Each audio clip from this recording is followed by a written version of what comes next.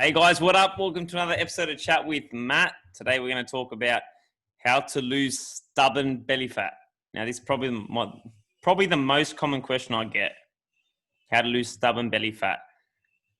Now, a lot of people come to me and they say, Matt, what happens if I do more crunches, more sit-ups, more squats? Will I tone my legs up? Now, you can do all the crunches you want, but we've all got our core muscles, so our abs. We've all got them. But on top of that is a layer of fat. The only way you're going to see those abs is by losing that layer of belly fat. So you can do all the crunches you want in the world, but if you keep overeating, you don't get on top of your nutrition game, you will never see that definition. Now, abs shouldn't be your goal. For some, it may be, but for all of us, it shouldn't be a goal. But anyway, let's just talk about how to lose that stubborn belly fat. There's 4 steps to doing it. And I might sound like a broken down record, but I'm going to break them down for you, keeping them real simple. Now, first is the plan. Now, where do you want to be? On Sunday lunchtime, I had an NRL player reach out to me. Now, he's a young player. He's played 4 games. He's currently sitting at 102 kilos. And he sent me a message. We've been in contact in the past. I've worked with him during the season. But he said to me, Matt, I need to be 96 kilos for preseason. I've got 4 weeks. I've worked out my total daily energy expenditure, which is a calorie calculator. Now, that's how many calories you should be at. And he goes, Matt, how many calories do I start with to lose fat? And I said, mate, I need to know where you're at. End of the day, that's just a number. You can jump online, get a calorie calculator, but end of the day, it's just a number. It's not exactly where your body's at. So I said, mate, track a full week, get back to me this weekend, and let's see how many calories you're at. In the meantime, track your weight for the next 7 days. Let's see what happens. So what he's doing, he's following that 2,900 calories. He's going to track his daily weight and see what's happening. That's step 1, the plan. What do you want? He knows he's got to be 96 kilos to make a certain position for preseason. That's where his coach wants him. Before, don't talk about weight. He needs it for his specific sport, but have a specific goal. How do you want to look? How do you want to feel? Stop attaching things to a number. I did an experiment on Instagram on Monday where I weighed myself and then I drank a liter of water and my weight changed. I think it was 0.6 of a kilo within a minute. So let's not attach ourselves to this scale number. Let's attach ourselves to feeling, looking. Yeah, lost my trail of thought. Anyway, so that's the first one. We're going to plan where we want to be. Next thing, movement goal. We're going to do a movement audit. We want to see where our body's at. And if we're doing 6,000 steps a day, let's start with 10,000 a day. Those that know me, my current clients, my past clients know that I'm obsessive on step goals. 10,000 a day. If you're under that, let's start with 10,000. If you're smashing 10,000 steps a day, let's jump up to 12,000 steps a day. It makes a big difference and it'll really change it. If you change nothing else, but you just did your steps consistently, you'll see results. Where people go wrong is they don't do the fundamentals. They do their steps for 2 days and then they do 5,000, 6,000, and they start focusing on the calories. But if you just focus on this portion, step goal, master that, I promise you it'll change your life. Honestly, it's just about being consistent and doing the boring shit, like doing the mundane stuff every day. So get up, have a step goal, but stay consistent with it. Anything we do with nutrition, it's got to be consistent. All right, that's 2. Number 3 is create the calorie deficit. So like I said to Billy on Sunday, now he's tracking his food, he's tracking his weight. So end of this week, we're going to see exactly where he's at.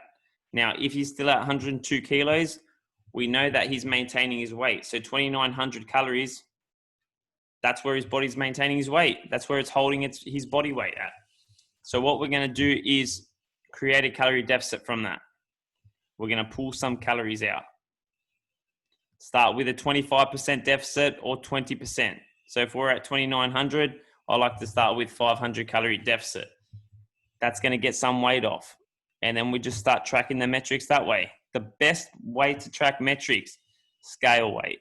If you're weighing yourself daily, now, if you're against the scale, don't do it. I don't get all my clients to do it, but when we want to start, teeing in and finding how much weight you're losing a week, or if you're maintaining your body weight, it's important to weigh yourself every day, along with weighing your foods and tracking everything that's coming in. Super consistent. You do these two things, you'll kill the game, mate. And then repair. We've got to recover from any diet. Now, for a certain amount of time, who was I talking to this morning? 5 a.m. I think I was talking to Eva this morning about it. Now, when you lose a bunch of weight, so for example, bodybuilders, bikini competitors, people on the front of magazines, now they get to super low single-digit body fat. When they hit that, they look good for that magazine cover, but they do not look like that all year round. They've got to recover. They dive in for the photo shoot for a day or two. They're restricting carbs, they're restricting water, they're doing all crazy stuff. They're restricting sodium from their diet. So their body's lean and ripped. At that recovered state, not much is working. Your hormones are all over the place. You got no energy. It's just for aesthetic purposes, just to look good. So once we've finished the diet, we've got to repair. Now the repair looks like along the diet process, we pull out some tools. I just don't want to start throwing things at you because it's gonna go over your head, but it's what's called a reverse diet. Now, this is after the diet. We're super sensitive after a diet. Remember, we got weight off, our energy is low, our hormones are playing up, and understand we're always pulling away from the body. So our body's not meant to stay lean and ripped. So we've got to pull away from that again and bring our calories back up to a safer point where we can maintain and repair our metabolism. That's called the reverse diet. So 4 steps you are going to plan. What do you want? Where do you want to be? When do you want it? People that see success, they've got a plan. Like they've got, my wedding's coming up, my sister's wedding, or I've got a birthday, something else. I've got a Tinder date. No, I've never got that one before, but you know what I mean. A goal. We all need a goal. And then a movement goal. You're going to stick to that consistently. Stay consistent to it. 10K a day or increase to 12,000. Whatever you pick, stick with it consistently. Now, if you miss a day, it's on average over the course of the week. So you hit 10,000 steps today, great. Tomorrow you hit 5,000 steps. All right. The next day comes. Thursday comes. That means I'm 5,000 steps down. Yesterday I missed out on my steps. Today I'm going to do 15,000 steps and make up for it. So whatever you missed out on, that deficit carries over to the next day. All right. It's like debt. It's going to carry, it just doesn't disappear. So you got to make up for that. And it works on average. The same thing goes with your calories. So if you had a high day, so if my maintenance calories are 2,000 and I ate 2,500, well, that's debt. That's 500 calorie debt. That's taking me to Thursday. So what I'm going to do is tomorrow I'm going to come in and I'm going to have 500 calories less. Or I can have 250 calories less tomorrow and the day after 250 calories less. All right, guys. Or there's another way to do it. If you've gone over, you just don't quit. You jump in the next day and you hit 2,000 again. Because let's face it, 500 calories isn't going to make or break you. And I tell people all the time, the only way you lose is if you quit. That's like the only way. If you just stop showing up, you stop logging, you stop walking, you just quit. You've had enough. I was watching that SAS show yesterday, and Mitchell Johnson is an Australian cricketer. They were carrying logs up, and he had 2 strikes, so they had to do a challenge. It's like a special forces show. I don't know if you know it. It's all celebrities, and they got a certain amount of challenges to do. I'm doing a shit description of the show, but anyway, They had to walk these logs 5Ks. He got 2 warnings. The third he had 2 warnings. They had to walk it up the hill. The instructor came up to him and he goes, "Mate, what are you going to do?" And he started breaking down. He said, "I just can't do it." That's the only way you lose. If you quit, if it's just too overwhelming, too much, and you quit.